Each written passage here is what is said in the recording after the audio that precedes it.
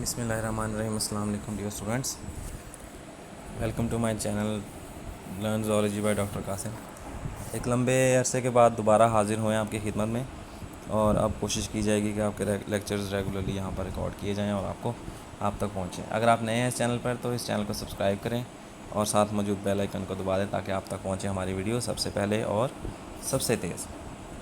ہماری کوشش یہ ہے کہ اس ماحول کے اندر یا اس سے پیدا ہونے والے تمام جو سچویشن ہے اس کے نتیجے میں کرونا وائرس کی وجہ سے جتنا بھی بچوں کا لاس ہوا ہے اس لاس کو کور کیا جائے اور ٹیوشن کے بغیر بچوں کی تیاری کروائی جائے، اور اس کے ساتھ ساتھ ہماری جو پریورٹیز ہیں، ہماری ترجیحات میں یہ بات بھی شامل ہے کہ بچوں کی اسمارٹ سلیبس کے مطابق یا ایکسیلریٹڈ لرننگ پروجیکٹ کے مطابق تیاری کروائی جائے۔ تو آپ اگر خود ٹیچر ہیں تو خود بھی آپ اپنے لیکچرز کے دوران اس سے ہیلپ لے سکتے ہیں، اور اگر آپ سرپرست ہیں کسی بچے کے، آپ کے بچے یہاں پر پڑھتے ہیں یا کوئی سلسلہ ہے تو پھر آپ ان کو بھی اس سے ہیلپ آؤٹ کروا سکتے ہیں، اور امید ہے یہ ویڈیو آپ کو اس ٹاپک سمجھنے میں بہت مدد دے گی۔ آج کا ہمارا ٹاپک ہے قرآن اور بایولوجی۔ قرآن پاک میں کئی جگہوں پر اللہ تعالیٰ زندگی کی ابتدا، جانداروں کے خواص کے متعلق اشارے دیتے ہیں۔ تو یہاں پر کمپلیٹ جو اسٹڈی ہے یا جہاں پر زیادہ سے زیادہ تر چیزیں یا زیادہ سے زیادہ اشارے دیے گئے ہیں وہ یہاں پر اسٹڈی نہیں کی جا رہی، سب بیسک سے کچھ اشارے 9th کلاس کے لیول پر یا کلاس 9 کے لیول پر ملتے ہیں، تو ان اشاروں کو یہاں پر دیکھا جائے گا۔ انہی آیات میں اس کی نصیحت کی گئی ہے کہ اشارے پانے کے بعد انسان زندگی کے نامعلوم پہلوؤں کی کھوج بھی لگائے، یعنی کہ صرف قرآن مجید کا پڑھنا یا قرآن مجید پڑھ کے یہی نہیں ہے کہ جی اگر آپ کو کوئی نشانی ملے، کوئی ایویڈنس ملے تو اس کے اوپر آپ نے سبحان اللہ کہہ دینا ہے، بلکہ اس کے اوپر غور و فکر کرنا ہے اور اس سے نئے راستوں کی طرف اور نئے جو ہیں وہ نئی تحقیقات کی طرف کھوج لگانی ہے۔ یہاں ہم اہم رہنما اصولوں کی چند مثالیں دیکھیں گے۔ یہاں پر کچھ اصول جو ہیں وہ یہاں پر ڈسکس کیے جائیں گے۔ سب سے پہلا اصول ہے اعوذ باللہ من الشیطان الرجیم بسم اللہ الرحمن الرحیم وجعلنا من الماء کل شیء حی۔ ترجمہ: ہم نے ہر زندہ چیز پانی سے تخلیق کی۔ سورۃ الانبیاء ہے اور اس کی آیت نمبر 30 ہے۔ اب وجعلنا من الماء کل شیء حی، اس میں جو ہے اس کے ترجمے میں بتایا گیا ہم نے ہر زندہ چیز پانی سے تخلیق کی، تو اس کا بیسک مطلب یہ ہے کہ ہر چیز جو بھی زندگی رکھتی ہے اس میں کافی مقدار میں پانی موجود ہوگا۔ اب وہ پانی کس صورت میں ہوگا اور کہاں پر موجود ہوگا، یہ ہم فردر اس بک کے اندر یا یہ جتنی بایولوجی ہے اس کے اندر یہ بات اسٹڈی کریں گے کہ کون سے۔ اب یہاں پر ایسے ہے کہ کچھ سیلز ایسے ہیں جن کے اندر 90% اپ ٹو 90% تک واٹر ہے، جبکہ کچھ سیلز ایسے ہیں جو بہت زیادہ ڈیزیگیٹڈ کنڈیشن یا ڈورمنٹ کنڈیشن میں ہوتے ہیں، ان میں پانی کی مقدار کم ہے، لیکن ہر زندہ سیل کے اندر جیسے سسٹ فارمیشن ہے، بیکٹیریا کے اندر سسٹ بنتا ہے، تو اب سسٹ کے اندر جو ہے وہ بیکٹیریا کی جو پانی کی مقدار ہے وہ بہت ہی کم ہوتی ہے۔ ہم جانتے ہیں پانی تمام جانداروں کے پروٹوپلازم، یہ تصویر کا ایک رخ تھا یا ایک اینگل تھا جہاں سے میں نے آپ کو بتایا۔ دوسرے اینگل کے طور پہ ہم دیکھتے ہیں کہ پورے کے پورے سیل، ہر زندہ سیل جو ہے اس کا جتنا لیکوڈ مٹیریل ہے یا جتنا مائع حالت میں پایا جاتا ہے اس سارے کو پروٹوپلازم کہتے ہیں۔ تو جو پروٹوپلازم ہے وہ بھی 60 to 70% جو ہے وہ پانی کا بنا ہوتا ہے۔ جانداروں کے پروٹوپلازم 60 سے 70% بناتا ہے۔ ہم یہ بھی جانتے ہیں زندگی کا آغاز پانی میں ہوا تھا۔ اب دیکھیں جی جس طرح سمندر کے اندر ہم جاتے ہیں سمندر کے اندر جو اسپیشیز ہمیں ملتی ہیں یا جو گروہ ہمیں جانوروں کے یا پودوں کے ملتے ہیں وہ اس سے پہلے دریافت نہیں ہو چکے یا ان میں سے زیادہ تر کے بارے میں ہم پہلے نہیں جانتے تھے۔ مدرجہ بالا آیت میں تمام جانوروں کی بنیادی کی جو پانی میں مشترکہ ابتدا کا اشارہ بھی دیا گیا، یعنی کہ یہ بھی آپ ایوولوشن کے کچھ پوائنٹس کو اس سے سپورٹ کر سکتے ہیں کہ ایوولوشن جو ہے وہ ضرور ہوئی ہے، پانی سے ہی نکلے ہیں۔ ہر جاندار جو ہے وہ کچھ نہ کچھ سٹیجز ضرور پانی میں گزارتا ہے، جیسے پلیسنٹل میملز ہیں، ہم لوگ ہیں، ہمارے جو ہیومنز ہیں یا ہائر اینیملز ہیں وہ کیا کرتے ہیں، ان کی جو ایمبریونک سٹیجز ہیں یا فیٹل سٹیجز ہیں وہ فلوئڈ فلڈ کیوٹی کے اندر ہوتی ہیں، جس کو یوٹرس کہتے ہیں۔ چونکہ اللہ تعالیٰ نے انسان کو اپنے دیے گئے اشاروں پر سوچنے کا حکم دیا ہے، ہمیں جانداروں کا مطالعہ کرنا چاہیے تاکہ ان کی ابتدا کے متعلق راز افشا ہو۔ اب جب تک ہم بایو پڑھیں گے نہیں تب تک ہم یہ آئیڈیا بھی نہیں لگا سکتے کہ جانداروں کی ابتدا کیسے ہوئی ہے۔ ظاہر سی بات ہے اس کے لیے ہمیں بایولوجی پڑھنا پڑے گی۔ دوسرا ہے اعوذ باللہ من الشیطان الرجیم بسم اللہ الرحمن الرحیم خلق الانسان من صلصال کالفخار۔ ترجمہ: اس یعنی اللہ تعالیٰ نے انسان کو ٹھیکری کی طرح بجتی ہوئی مٹی سے پیدا کیا۔ سورۃ الرحمن آیت 14۔ ایک اور آیت میں اللہ تعالیٰ فرماتے ہیں: اعوذ باللہ من الشیطان الرجیم، بسم اللہ الرحمن الرحیم، ثم خلقنا النطفة علقة فخلقنا العلقة مضغة فخلقنا المضغة عظاما فكسونا العظام لحما۔ ترجمہ: پھر ہم نے اس نطفہ کو خون کا لوتھڑا بنایا، پھر ہم نے اس لوتھڑے کو گوشت کی بوٹی بنایا، اور پھر ہم نے اس بوٹی کے بعض حصوں کو ہڈیاں بنایا، اور پھر ہم نے ان ہڈیوں پر گوشت چڑھایا یا گوشت پہنایا۔ سورۃ المؤمنون ہے جی، اور آیت ہے اس کی آیت نمبر 14۔ جب ہم ان دونوں آیات میں دی گئے اشاروں کو دیکھتے ہیں تو ہمیں انسان کی تخلیق کے دوران ہونے والے واقعات کا علم ملتا ہے۔ اللہ تعالیٰ انسانوں اور دوسرے جانوروں کے نمو کے طریقے کا اشارہ بھی دیتے ہیں۔ خلق الانسان من صلصال کالفخار، اس کے بارے میں ایک توضیح کچھ ایسے پیش کی جاتی ہے کہ انسان کو آپ کسی بھی چیز کے اوپر لٹا دیں، اس کو اتنا سکون نہیں آئے گا، وہ اتنی اسٹیبلٹی کی حالت میں یا اتنے آرام کی حالت میں نہیں جائے گا جتنا وہ مٹی کے اوپر۔ آپ مٹی کے اوپر لیٹ جاؤ، آپ کو کہیں پر بھی درد ہو رہا ہے تو وہ مٹی سے آپ کا علاج ممکن ہے، اور مٹی جو ہے وہ آپ کو سکون پہنچا دے گی۔ تو یہ ایک اس کی توضیح ہے کہ یقیناً انسان جو ہے وہ مٹی سے تخلیق کیا گیا ہے، حضرت آدم علیہ السلام مٹی سے تخلیق کیے گئے ہیں۔ اس کے ساتھ ساتھ اب آپ اتنے زیادہ رنگوں میں تفریق دیکھتے ہیں، لیکن پھر بھی انسان کو سکون جو ہے وہ مٹی میں جا کے یا دفنا کے رہتا ہے۔ دوسری آیت کے اندر ہم کے ترجمے ہم دیکھتے ہیں: پھر ہم نے اس نطفہ کو خون کا لوتھڑا بنا۔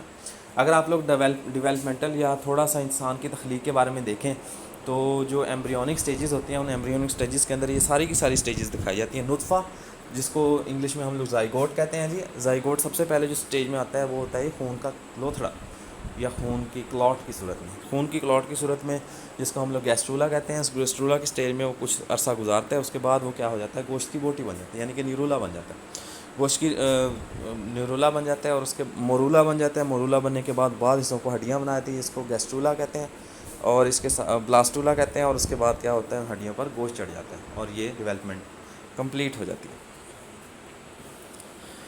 اعوذ باللہ من الشیطان الرجیم، بسم اللہ الرحمن الرحیم، واللہ خلق کل دابۃ من ماء فمنہم من یمشی علی بطنہ ومنہم من یمشی علی رجلین ومنہم من یمشی علی اربع یخلق اللہ ما یشاء ان اللہ علی کل شیء قدیر۔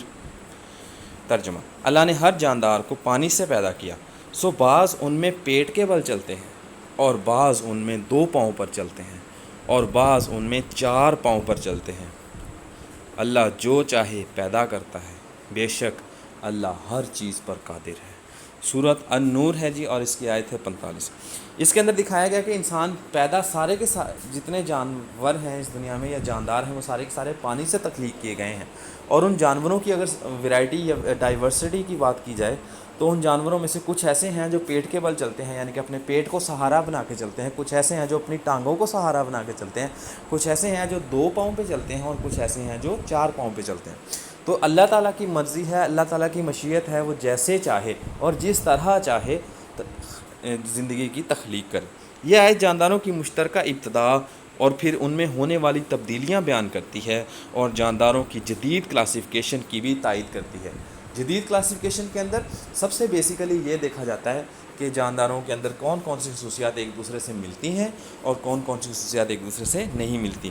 اس طرح قرآن نہ صرف زندگی کی ابتدا اور نمو بلکہ جانداروں کے خواص کے بارے میں بھی اشارے دیتا ہے۔ دوسرا ایک چھوٹا سا ٹاپک اس کے ساتھ ہم دیکھیں گے، وہ ہے مسلمان سائنسدان۔ مسلمان سائنسدانوں نے سائنس کے مطالعے میں گراں قدر خدمات سر انجام دی ہیں، اور ہم سائنس کے مختلف میدانوں میں ان کی کامیابیوں سے آشنا ہیں۔ یہاں ہم جابر بن حیان، عبد المالک اسماعی اور ابو علی سینا کے کام کا خلاصہ بیان کریں گے، جو پودوں اور جانوروں کے موجودہ علم کی بنیاد ہے۔ بہت سارے علمی میدان میں مسلمان بہت آگے تھے، بہت سارے مسلمان سائنسدان جو ہیں انہوں نے بہت ساری خدمات انجام دیں۔ خالد بن یزید کا ایک نام آتا ہے، یہ یزید بن معاویہ بن ابی سفیان کا بیٹا تھا۔ خالد بن یزید یہ بھی علم حیت کے بارے میں بہت رکھتا تھا۔ اسی طریقے سے آپ نے ابو موسیٰ الخوارزمی کا نام سنا ہوگا، آپ لوگوں نے البیرونی کا نام سنا ہوگا، اسی کے ساتھ سے ابن الہیثم کا نام سنا ہوگا، ابو القاسم الزہراوی کا نام سنا ہوگا، اس کے ساتھ ساتھ الخوارزمی کا، الزہراوی کا، اور اس کے ساتھ الفارابی کا نام سنا ہوگا آپ لوگوں نے۔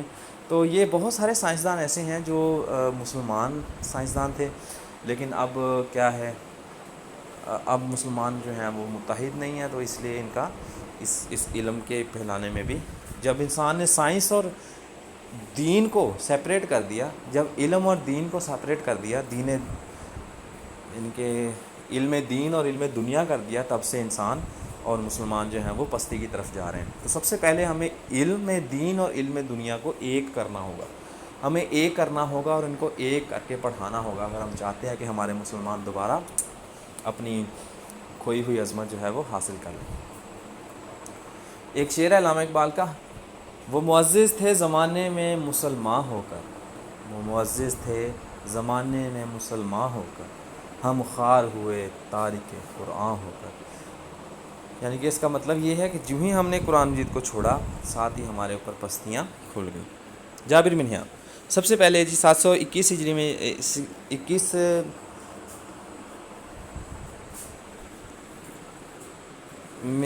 عیسوی میں یہ پیدا ہوئے اور 815 عیسوی میں یہ فوت ہو چکے ہیں جی۔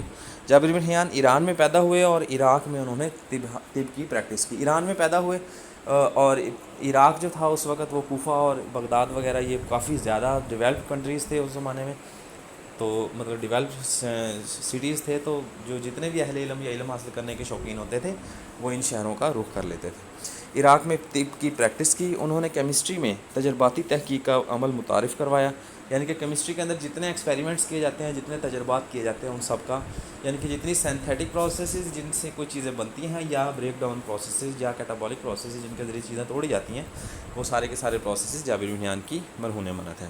پودوں اور جانوروں پر کئی کتب مرتب کی، ان کی مشہور کتابوں میں سے ایک کتاب النباتات ہے، یعنی کہ پودوں کا علم، اور الحیوان ہے، یعنی کہ جانوروں کا علم۔ النباتات کے اندر پودوں کی تخلیق اور پودوں کی سملیرٹیز، پودوں کی ڈی سملیرٹیز کے بارے میں بات کی گئی ہے، اور الحیوان میں جانوروں کے بارے میں بہت ڈیٹیل سے بات کی گئی ہے۔ دوسرے نمبر پہ ہمارے پاس عبد المالک اصمعی، انہیں پہلا مسلمان سائنسدان مانا جاتا ہے جس نے جانوروں کا تفصیل سے مطالعہ کیا۔ دیکھیں اس سے پہلے جانور ضرور مطالعہ کیے جاتے تھے، زیر مطالعہ رہتے تھے، لیکن ان کی کوئی جو ہے وہ خاص توضیح پیش نہیں کی جاتی تھی کہ اگر یہ جاندار ایسے ہیں تو ایسا کیوں ہے، اگر یہ جاندار یہاں پر پائے جاتے ہیں تو اس کی وجہ کیا ہے، کیوں وہ پائے جاتے ہیں۔ ان کی مشہور کتابوں میں الابل، اب فزیولوجی کے اندر یا جو انٹرنل سٹرکچرز ہوتے ہیں ان کے بارے میں، یا ان کا فنکشن ہے یا ان کا کام ہے، افعال ہیں، ان کے بارے میں عبد المالک اصمعی کی خدمات جو ہیں وہ ناقابل فراموش ہیں جی۔ ان کی مشہور تحریروں میں الابل جو ہے یہ اونٹ کو کہتے ہیں عربک میں، عربی زبان میں الابل جو ہے یہ اونٹ کو کہتے ہیں۔ دوسرے نمبر پہ ہے جی الخیل جو ہے یہ گھوڑے کو کہتے ہیں۔ تیسری بک کا نام ہے الوحوش، یہ جنگلی جانوروں کے متعلق علم رکھتی ہے، اور آخری ہے خلق الانسان، یہ ہیومن ڈیولپمنٹ کے بارے میں نالج رکھتی ہے، ہیومن ڈیولپمنٹ کے بارے میں ڈیٹیلز جو ہیں اس بک کے اندر ہے۔ لاسٹ پہ ہمارے پاس ابو علی سینا، انہیں علم طب کا بانی مانا جاتا ہے۔ علم طب مینس میڈیسینل نالج جو ہے ان کا بانی مانا جاتا ہے ابو علی سینا کو۔ ابو علی سینا کو مغرب میں ایویسینا کے نام سے، یہ ظلم ستم ظریفی ہے مغرب کی کہ اس نے تمام کے تمام آبا کو ان سے علم حاصل کیا، لیکن ان کو کبھی بھی جو ہے وہ سیدھے نام سے ان کو نہیں بلائے۔ عبد القاسم الزہراوی کو ابو القیسس کہا جاتا تھا، ابن الہیشم کو ابن الہیثم کہا جاتا تھا، اسی طریقے سے ابو علی سینا کو مغرب میں ایویسینا کہا جاتا تھا۔ وہ ایک طبیب، فلاسفر، ماہر فلکیات اور شاعر تھے۔ طبیب کہتے ہیں جی جو علاج کرے مختلف بیماریوں کا، اس کو طبیب کہتے ہیں جی۔ فلاسفر وہ ہوتا ہے جو کسی منطق تک بات کو لے کے آئے، بات کو ایسی ہوائی فائر نہ کرے، بلکہ اس بات کو ایکسپلین کرنے کی یا اس کی جو ہے وہ توضیحات پیش کرنے کی کوشش کرے۔ ماہر فلکیات ایسے جو جن کو ایسٹروناٹس کہتے ہیں، وہ جو ماہر فلکیات یعنی کہ نجوم کے بارے میں جانتے ہیں، یا آسمان میں ہونے والی جو سیارے اور ستارے ان کی گردش کے بارے میں علم رکھتے ہیں، اور ایک شاعر تھے۔ ان کی مشہور کتاب القانون فی الطب کو مغرب میں علم طب کے قانون کا درجہ حاصل ہے۔ قانون کا درجہ حاصل کا مطلب یہ ہوتا ہے کہ کوئی ایسی بات ہو یا کوئی ایسی چیز ہو جس سے ریفرنس لیا جا سکے. جیسے ہم لوگ قرآن و حدیث سے ریفرنس لیتے ہیں. ہم لوگ کہتے ہیں کہ جی اللہ تعالیٰ قرآن مجید میں یہ فرماتے ہیں, نبی پاک صلی اللہ علیہ وسلم حدیث میں یہ فرماتے ہیں, حضرت علی رضی اللہ عنہ نہج البلاغہ میں یہ فرماتے ہیں. تو ہم کیا کرتے ہیں, یا صحیح بخاری شریف کی یہ حدیث نمبر ہے, تو ہم کیا کرتے ہیں, ہم ریفرنس یوز کرتے ہیں اس بک کا. تو اسی طریقے سے مغرب کے اندر یہ قانون فی طب جو ہے اس کو ایز اے ریفرنس بک استعمال کیا جاتا ہے.